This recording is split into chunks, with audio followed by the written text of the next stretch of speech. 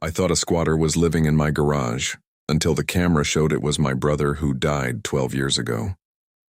Hey everyone, welcome back to the channel. If you've ever had that creeping feeling that someone's been inside your house when you weren't home, tools moved, food missing, lights on that you swear you turned off, you know how fast weird turns into terrifying. Today's story is one of the craziest real-life twists I've ever come across.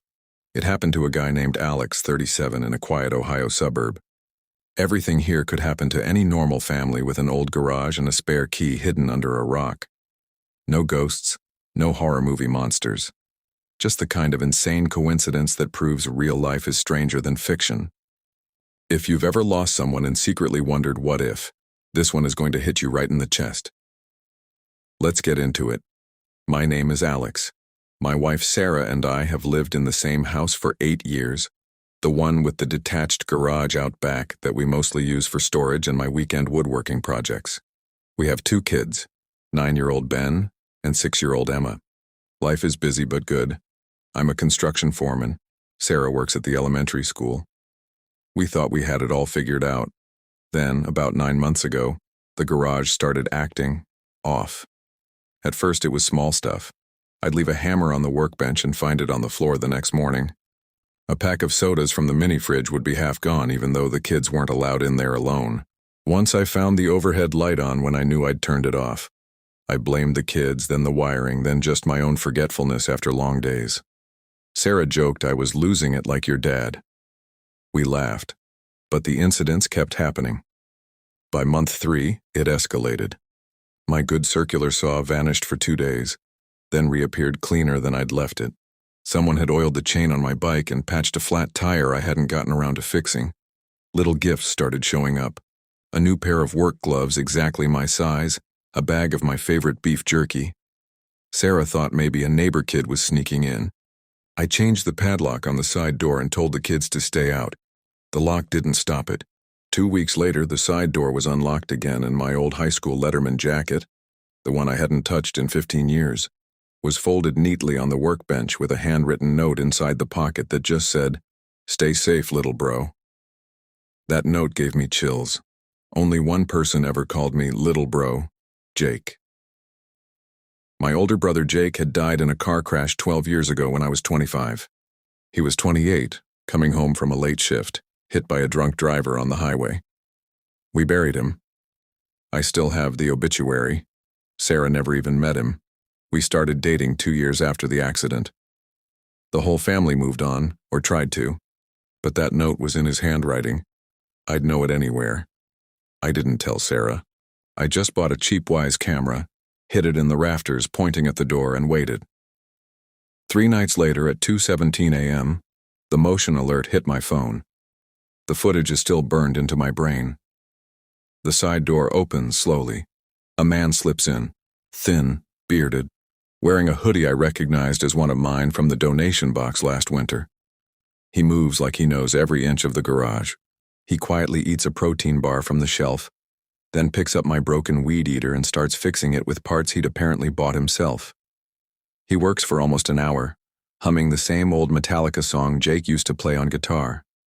When he's done, he wipes everything down, folds the tarp neatly, and before he leaves, he stares straight at the camera like he knows it's there.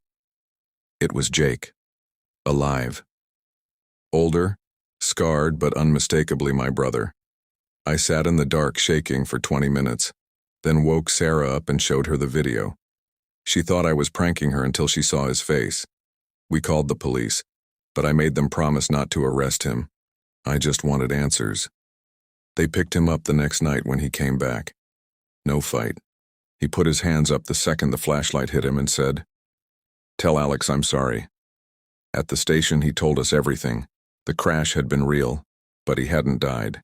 He was thrown from the car, suffered a massive head injury and amnesia. A trucker found him wandering, no ID, no memory. He spent years in hospitals and shelters under the name John Doe 47. Slowly pieces came back. Flashes of me, our childhood treehouse, Mom's meatloaf. 2 years ago, he saw my face on a local news story about a construction project I'd led. He remembered everything. But by then he had a criminal record from street life, petty theft, nothing violent, and he was terrified he'd bring danger to my door.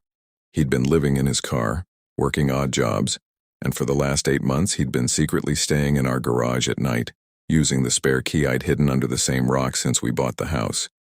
He fixed things because that's what big brothers do. He watched us through the window some nights just to make sure we were okay. He never planned to reveal himself.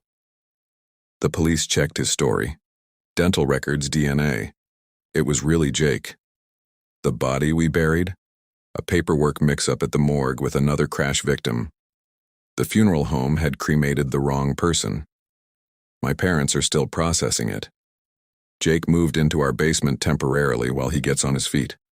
The kids call him Uncle Jake and think it's the coolest thing ever that their dead uncle came back like a superhero.